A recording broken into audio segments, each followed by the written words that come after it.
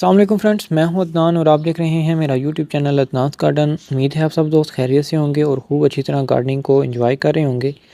Friends, आज की इस वीडियो में मैं आपके साथ जो प्लांट शेयर करने वाला हूं ये मॉर्निंग ग्लोरी है, जो कि समर का बेस्ट फ्लावरिंग प्लांट है। बहुत ही खूबसूरत ये वाइन टाइप में ग्रो करता है। इस पर बहुत ही खूबसूरत खूबसूरत जो है वो जैसे पेटूनिया पर विंटर में फ्लावरिंग का फ्लावर्स आते हैं, इसमें छोटे साइज़ के जो है वो इस तरह के फ्लावर्स आते हैं। ये वाइन की तरह जो है वो ग्रो करती है। इनके सीड्स को ग्रो करना बहुत ही आसान रहता है। आज की इस वीडियो में मैं आपको कंप्लीट इन्फॉर्मेशन दूंगा, सीडलिंग से लेकर जो है वो ग्रो होने तक, फ्लावर आने तक जो है वो कंप्लीट जो है वो इन्फॉर्मेशन आपको इस वीडियो में दूंगा। तो अभी बेस्ट टाइम है फरवरी मिड से मार्च अप्रैल में आप इनकी सीडलिंग्स को कर सकते हैं। तो ये बेस्ट टाइम रहता है। तो सीड्स को ग्रो करना जो है वो काफ़ी बेस्ट रहता है और आसान रहता है। तो इनके एक वजह यह है कि सीड्स काफ़ी जो है वो साइज़ में काफ़ी बड़े होते हैं, तो ये इनको ग्रो करना भी आसान रहता है। सबसे पहले जो है आपने जो है परफेक्ट टाइम का सिलेक्ट कर लेना है। इसके लिए जो ग्रो करने के लिए परफेक्ट टाइम होता है वो आप समझ में फरवरी से लेकर मार्च अप्रैल मई में तक मई जून में भी आप इनकी जो है वो सीडलिंग कर सकते हैं। आसानी से ये ग्रो हो जाते हैं। तो आज की इस वीडियो में मैं आपको जो है वो इनकी सीडलिंग्स करके दिखाऊंगा। इनके लिए सॉइल कोई इतनी ख़ास प्रिपेयर नहीं करनी, मतलब यह है कि इतनी ज़्यादा आपने कोई कॉम्प्लिकेटेड सॉइल नहीं है। जस्ट नॉर्मल गार्डन सॉइल और कंपोस्ट का आपने मिक्सचर लेना है। 50% नॉर्मल गार्डन सॉइल और 50% आपने कंपोस्ट मिक्स कर लेनी है, तो ये आसानी से ग्रो हो जाएंगे। अगर कोकोपीट में आप ग्रो करना चाहें तो कोकोपीट में भी आप सिर्फ इनके सीड्स को ग्रो कर सकते हैं। पॉट में ग्रो करना भी आसान रहता है, लेकिन आज मैं सीडलिंग ट्रे में ग्रो करूँगा, क्योंकि सीडलिंग ट्रे हमारे लिए आसान रहता है। जब वो प्लांट तैयार हो जाता है तो हम जो इसमें से ये क्यूब बना होता है इसमें से निकाल कर डायरेक्ट उसको ट्रांसप्लांट कर देते हैं, जिससे ये है कि हमारा प्लांट जो है वो शौक में नहीं जाता। ये मिक्स कलर की वैरायटी है, तो इनके सीड्स को जो है मैं ग्रो करने वाला हूँ। सीडलिंग ट्रे में सबसे पहले छोटे छोटे से सीडलिंग ट्रे में होल कर लेंगे। सारे जो ट्रेज के होल थे उनमें मैंने छोटे छोटे होल कर लिए हैं। अब सिंपली हम सीड्स को निकालेंगे और एक एक सीड को जो है यहाँ पर इनमें प्लेस करते जाएंगे। सीड्स जो हैं वो इसमें दो कलर की वैरायटी हैं। सबसे पहले जो है वो हमने सीड्स को इनके अंदर फिल कर देना है।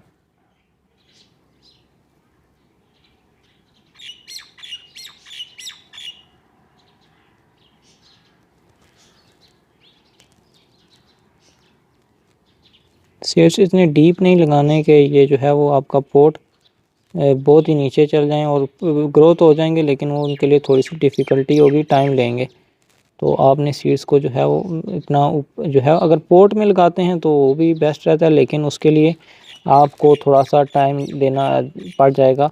प्लांट को जब आप ट्रांसप्लांट करते हैं सीडलिंग्स को, तो वो रिपोर्टिंग शौक में जाती हैं, तो उनकी ग्रोथ थोड़ी लेट स्टार्ट होती है। तो ये अभी जो है वो प्लांट्स तैयार हो मतलब ये है कि सीड्स लग चुके हैं। अभी हम इनको कवर करेंगे। कवर करने के बाद हम इनको अच्छी तरह मॉइस्ट करेंगे स्प्रेयर की मदद से। और इनको अभी जैसा कि धूप इतनी तेज़ नहीं है, टेम्परेचर स्टेबल है, तो हम इनको डायरेक्ट सनलाइट पर प्लेस कर सकते हैं। अगर आपके एरिए में गर्मी ज़्यादा पड़ी है तो उस सूरत में आप जो है वो इनको आप किसी ग्रीन हाउस के नीचे या फिर किसी प्लांट के शेड में आप इनको रख सकते हैं। तो यह इनकी सीडलिंग्स होगी। नेक्स्ट अपडेट में मैं इनकी ग्रोथ के जो बारे में आपसे इसी वीडियो में शेयर करूंगा। वीडियो के साथ जुड़े रहिएगा। 10 दिन के बाद का जो रिज़ल्ट है वो आपके सामने है। मेरे मॉर्निंग ग्लोरी के जितने भी सीड्स थे वो सारे जर्मिनेट कर चुके हैं। कुछ जो हैं वो रह गए हैं, वो जो है वो उनमें से शायद कुछ सीड्स ख़राब थे, लेकिन जो है रिज़ल्ट मुझे 90% मिला है। इसमें जो है वो डिफरेंट वैरायटीज़ के फ्लावर से, जैसा कि आपको लीफ से देखने को मिल जाएगा कि जो सीड्स थे वो डिफरेंट वैरायटीज़ के थे। अभी ये ट्रांसप्लांटिंग के काबिल नहीं हुए। जब इन पर 2 से 3 मज़ीद लीव्स आएंगे देन मैं इनको जो है वो ट्रांसप्लांट करके दिखाऊँगा। आफ्टर 25 डेज़ का रिज़ल्ट जो है वो आपके सामने है। जो मॉर्निंग ग्लोरी की फील्डिंग्स थी वो काफ़ी अच्छी तरह ग्रो कर रही हैं। अभी जो है वो ये जल्दी ट्रांसप्लांटिंग के काबिल हो जाएंगी। मज़ीद इनमें 1 से 2 लीव्स जब आना शुरू होंगे तो मैं इनको जो है वो बड़े पॉट्स में ट्रांसप्लांट कर दूंगा। ये जितनी भी सीडलिंग्स थी वो काफ़ी अच्छी ग्रो कर रही हैं। अभी इनको मैंने सेमी शेडेड एरिया में प्लेस किया हुआ है। तो नेक्स्ट मैं अपडेट दूंगा जब इनको मैं ट्रांसप्लांट करूँगा इसी वीडियो में। आफ्टर 26 डेज़ के बाद जो है मॉर्निंग ग्लोरी की जितने भी मैंने सीड लगाए थे वो अच्छी तरह ग्रो कर रहे हैं। अभी ये ट्रांसप्लांटिंग के काबिल हो चुके हैं। अभी जो है वो मैं इनके छोटे छोटे प्लांट को जो है वो ट्रांसप्लांट करूँगा अलग से बड़े पोट्स में। इसके लिए जो पोट्स की रिक्वायरमेंट होती है वो मिनिमम 10 इंच से अबव होना चाहिए, कम से कम 10 इंच का गमला हो तो उसमें ये अच्छी तरह ग्रो करता है। इससे ऊपर अगर आप जितने बड़े गमले में ग्रो करेंगे वो उतनी ही अच्छी तरह ग्रो करेगा, क्योंकि उसको रूट्स को, इसके प्लांट को रूट को फैलने के लिए काफ़ी अच्छी जगह मिलेगी। तो मिनिमम एक प्लांट के लिए जो एक गमला जो रिक्वायरमेंट होती है वो 10 इंचज़ की होती है। ये मेरे पास एक 10 इंचज़ के क्ले पॉट हैं, उनमें ग्रो कर रहा हूँ। और जो है वो इसके लिए मैंने सॉइल जो प्रिपेयर किया है काफ़ी सॉफ्ट और वेल ड्रेन सॉइल है। इसमें मैंने तकरीबन 60% जो है वो नॉर्मल गार्डन सॉइल और 40% जो है वो कंपोस्ट यूज़ किया है, काउ डंग कंपोस्ट की सूरत में, जो कि प्लांट्स की ग्रोथ के लिए काफ़ी अच्छा रहता है। तो अभी सिंपली जो है वो अभी हम इनकी सीडलिंग ट्रे से प्लांट को निकालेंगे। निकालने का तरीका मैं आपके साथ शेयर करूँगा। नीचे से जो है वो इनको प्रेस करना है, इनकी जो सीडलिंग ट्रीज की होती हैं ऊपर से आप खींचेंगे तो ये आराम से आपके प्लांट बाहर निकल आएंगे। ये देख सकते हैं आप, मेरा जो प्लांट है वो निकल आया। इसी तरह दूसरा प्लांट भी, 2 प्लांट अभी मैं ट्रांसप्लांट करूंगा और बाकी प्लांट्स को दूसरे गमलों में शिफ्ट करता जाऊंगा। इसी तरह जिस तरह ये जैसा कि आप देख सकते हैं मेरे प्लांट्स काफ़ी अच्छी तरह ग्रो कर रहे हैं। इनकी रूट्स आप देख सकते हैं। अभी इन 2 प्लांट्स को जो है वो मैं ट्रांसप्लांट करूँगा। ये काम जो है वो आपने इवनिंग के टाइम करना है। इवनिंग ये होता है कि जो हमारा प्लांट है वो रिपोर्टिंग शौक में नहीं जाता, जस्ट जो है वो 1 से 2 इंच का जो है हमने होल करके प्लांट को जो है वो लगा देना है इसी तरह। और इसको हम पानी देंगे और इसको जो है वो 1 से 2 दिन के लिए इसको शेडेड एरिया में प्लेस करेंगे ताकि इसमें जो है वो रिपोर्टिंग शौक ना आए। तो नेक्स्ट अपडेट मैं इसी वीडियो में दूंगा। अभी इनको हम पानी देते हैं और जो है वो इसको सेमी शेडेड एरिया में प्लेस कर देंगे।